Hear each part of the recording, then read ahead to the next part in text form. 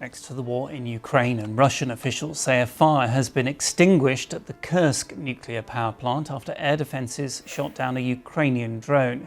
The authorities say a transformer was damaged by falling debris.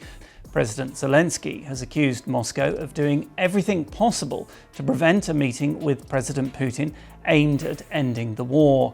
Meanwhile, heavy Russian attacks on Ukraine have continued in the past week. But radiation levels are normal and there's no wider danger. Ukraine has also been targeting oil refineries in recent weeks. 50 Russian T-90M tanks rumbled towards Semenivka, while Chinese hovercraft carrying 300 Marines cut across the Black Sea. On paper, it looks unstoppable, an armored hammer from two sides. But what if the defenders didn't meet them head-on? What if they cut the power to their radars, left the approaches open, and waited in silence? So Russia has blamed Ukraine for this attack on the power plant. The power plant put out a statement saying that there was a drone attack. The drone got shot down, and as it fell, there was debris.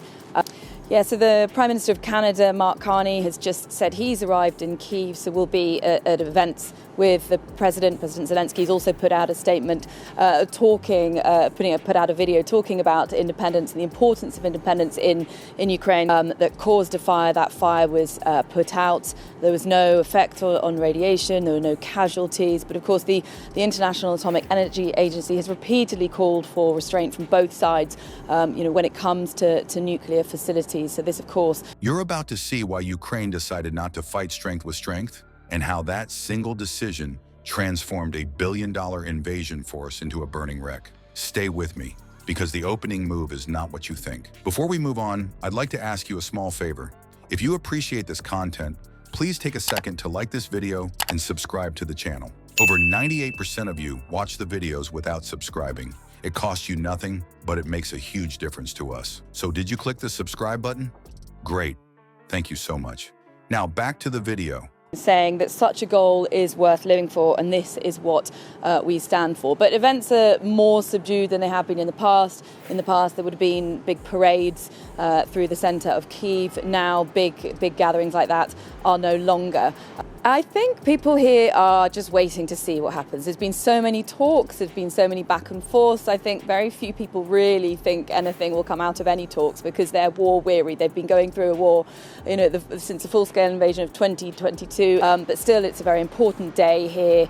Elsewhere, Ukrainians have been asked to make sure that, to mark this event. And of course, in the UK as well, the government has said that they will be raising the Ukrainian flag on government buildings, including... On paper, 50 Russian tanks backed by Chinese Marine detachments seemed like an unstoppable wall of steel and manpower. Yet at the height of their advance, Ukrainian commanders did something that baffled even some of their own officers. They powered down surveillance grids, switched off radars, and left miles of borderland looking blind and undefended. To an invading force relying on electronic signatures and movement detection, the silence created the illusion of a weak front. But this sudden blackout was not a signal of retreat. It was bait being laid in plain sight. From a traditional military perspective, shutting down your eyes and ears during an invasion makes no sense. Incoming armor columns and amphibious landers exploit uncertainty, and without active radar, a defending army should be vulnerable. Tanks were already crossing into fire zones near Semenivka,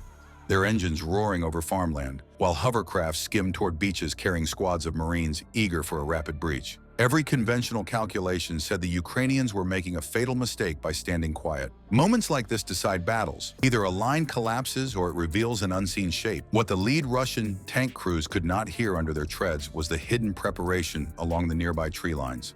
Engineers had been working for weeks to dig and reinforce small irrigation ditches. Just a few days ago, there was an air raid siren that rang out, and the alert remained in place for about 8 hours and covered the whole country. Not as water channels, but as launch points. In those wooded stretches sat batteries of artillery masked by netting, drone launchers hidden under barn roofs, and special forces waiting with laser designators. Every sign of life was carefully concealed, from the parked supply trucks to the communication nodes buried under soil. The open approach that looked deserted in reality was heavier with defenders than the aggressors could imagine. Though the radar screens showed nothing, that did not mean Ukrainian commanders were blind.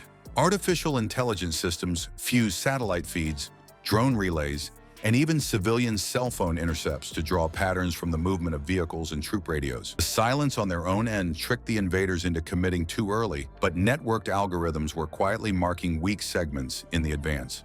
They knew which tanks broke formation, and they knew where the hovercraft would most likely beach. The risk of going dark turned into a web of unseen positioning. Military history offers echoes of this concept. Smaller armies have repeatedly survived by making themselves appear open and exposed. From Hannibal's tactic at Lake Trasimene to strategies seen in desert campaigns of the 20th century, deception shaped the battlefield as much as weapons. What Ukraine executed here was a modern form of the same idea, but enhanced with robotic weapons and electronic warfare. A kill zone doesn't demand walls or trenches. It relies on an enemy convinced that forward movement is safe until the ground itself betrays them. The moment of revelation came when the first Russian tanks reached those irrigation ditches. No artillery fired and no visible mines detonated. Instead, compact tracked robots surfaced from the water-soaked mud, remotely controlled and each fitted with high-yield explosives. They clambered onto the lead vehicles, sliding beneath armor skirts and detonating with precision. 5 tanks were crippled in less than 40 seconds. Crews had no target to retaliate against because the shots didn't come from hills or forests. They came from machines rising out of the earth. Panic rippled down the convoy. Defensive hatches slammed shut just as quadcopters dropped charges straight through exhaust vents. Kamikaze drones appeared from the tree line, striking fuel trucks and command vehicles, while hidden artillery finally opened fire once the formation stalled. The Chinese Marines arriving almost simultaneously found no pathways inland. Snipers and concealed nests pinned them on open sands, while electronic jammers blocked their encrypted radios. Their landing parties, instead of reinforcing the tank thrust, were isolated and under heavy fire before they could dig in. By now, the true shape of the Ukrainian plan was clear. None of the moves were signs of weakness. The illusion of blindness had fixed a larger, richer force into a narrow zone, and the layers of attack, robots, drones, artillery, and precision small units, combined to destroy momentum before it began. This was not a single ambush, but the opening strands of a kill net closing over a much larger billion-dollar convoy. And that next clash would decide more than just one village's survival. Ukraine's deception exposed a truth modern armies often forget. Raw firepower collapses if it advances into the wrong fight. Billion-dollar armor and precision weapons meant nothing against layered traps built quickly and deployed with speed. Each strike highlighted how flexible tactics can undo overwhelming numbers when timing and surprise align. So here's the question. If a smaller nation can dismantle an invasion with creativity, what does that signal for global conflict still building? Battles may be defined by weapons, but nations are measured by people. In the middle of wreckage, small acts of compassion remind us why survival matters.